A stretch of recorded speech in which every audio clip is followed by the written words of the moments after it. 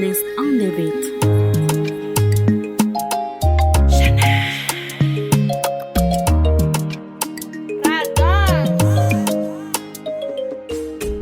Fitiavana mami numeko, fiarahana tsara ni riko, nefa tampoka teo de nangide.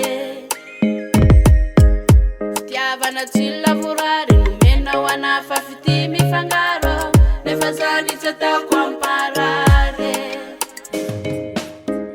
Yanoko na hitantiano, fiadana na tsara numeko, fisarahana zan fatiawa.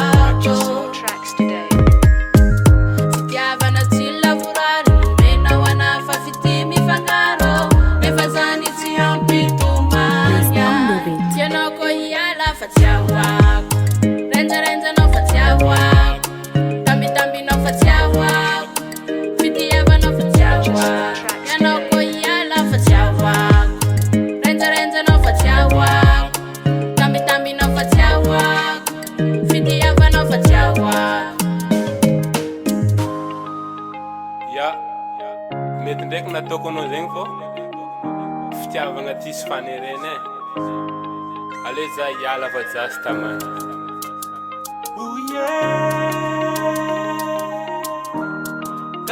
Next on the beat. fa eko tagnaty fonao ka leza niala fitiavagna meko anao fantagnan'olon-kafa filafilanao isan'andro maraigna hariva antoandro efa tofoka za taminao igny matony alako fôtonao jiaby efa haiko sy nahitako fitiavagna masiro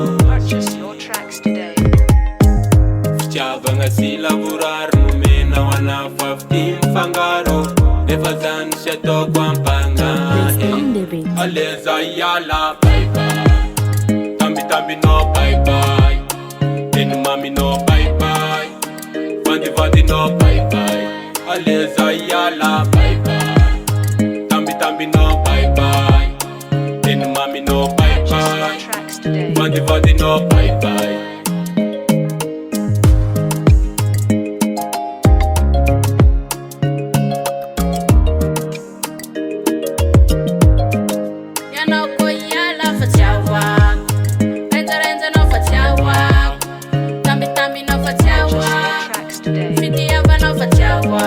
Aleza hiala bye bye tambitambi no bye bye teny mami no bye bye vandivandy no bye bye